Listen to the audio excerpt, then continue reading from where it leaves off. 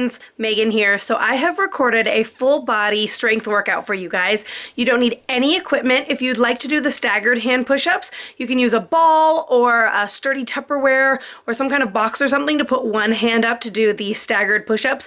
But other than that, depending on your surface, you might need a mat, a towel, some water. Go ahead and get started. Go ahead and start off with a warm-up, jogging or jumping jacks, 2 to 3 minutes, and then head right into squats. We're going to do 10 regular squats. Right now we have the heels under the hips.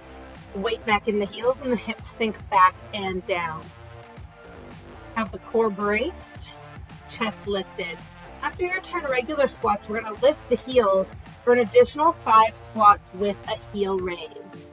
Then you're going to have a 30-second rest. You can stretch out those legs, shake it off. And then we have 2 more rounds, a total of 3 sets of squats. You can have those legs a little wider this time so we can work into the glutes about shoulder width apart. And again, 10 squats and then 5 additional with the heel raise for a total of 15 squats. Then on that 3rd round, you can take it even wider, 10 regular, 5 with the heel raise. We're going to head into push-ups after this. This is where you're going to need to grab your equipment if you choose to do staggered hand. I have a heavy-duty Tupperware under my hand. You can use a ball, a step, a box. I will move the camera shortly, but you're going to have one hand on your equipment, and you want to take your chest down to elbow height of the hand that's on top of the piece of equipment. 1 round on the right side, switch, 1 round on the left side, and your 3rd round with both hands on the floor. You can be on your knees or your toes, and you're going to do 10 of each. 10 with the right hand lifted, 10 with the left hand lifted, 10 with both hands on the mat, on the floor. When you're done there, we're going to head into our oil riggers. So you're going to have your elbows locked in, pointed towards your toes. You take your chest down towards the front of the fingertips. You lift the leg to create some instability there. You can also have both knees down if that feels better. Make sure your abs are drawn in, you have a nice flat back and a long spine. Lock those elbows in, let's get ready. You're going to do 5 on each leg for a total of 10, and then take your 30 seconds rest. Repeat that for a total of 3 rounds, 3 sets. Now remember here, the farther you take your nose towards the front of the mat, the more you load up those triceps. But you can also have your nose right in between those hands. Make sure you do 5 on each side. Don't forget to switch. And if the sides aren't working for you, go ahead and take both knees down and really get low, squeezing the elbows back, pushing into the heels of the hand. And then you hit that 30-second rest. Before we head into our next move, make sure you take your time to stretch it out. That was a lot for those shoulders with both our push-ups and those oil riggers. We're going to change gears and come to a standing position where we're going to do a one-legged squat.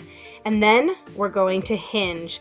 This incorporates all our stabilizer muscles. The weight is still in the heel, just like you would with a squat, and the hips still sink back and down.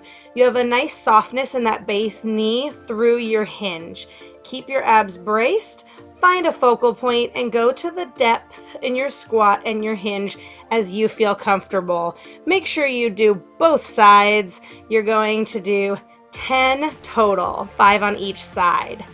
Our next move after you get both legs is going to be our Walnut Crushers. You push the shoulders up, back, and down, and we're squeezing like we're crushing a walnut in between your shoulder blades. So line your elbows up just under shoulder height, and we're going to draw little hills with the elbows, squeezing back and down. 20 of these each set. Everything is going to be 3 sets with 30 seconds rest in between. Then we take a little cuddle break and a dance break.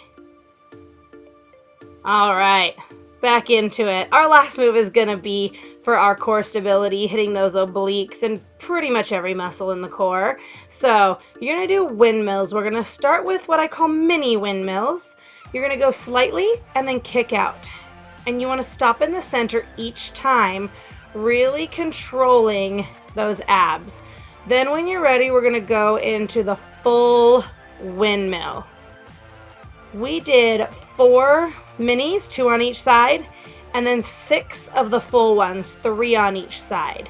But this is going to be up to you. If you feel comfortable and you don't need a lot of those minis, you want to jump straight into it, go for it. Take your rest in between your sets. Again, 30 seconds rest between everything, a total of 3 sets of each exercise.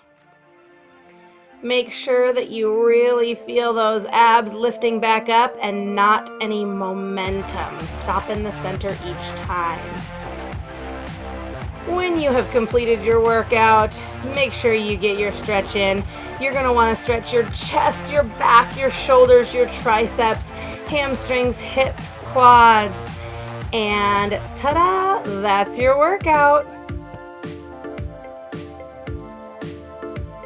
So I hope you enjoyed that. If you watched it through the first time, try it out. It is a killer. It is so awesome. It gets a little bit of everything. So I hope you enjoyed, and go ahead and give this a thumbs up and subscribe for more videos like this. Thanks.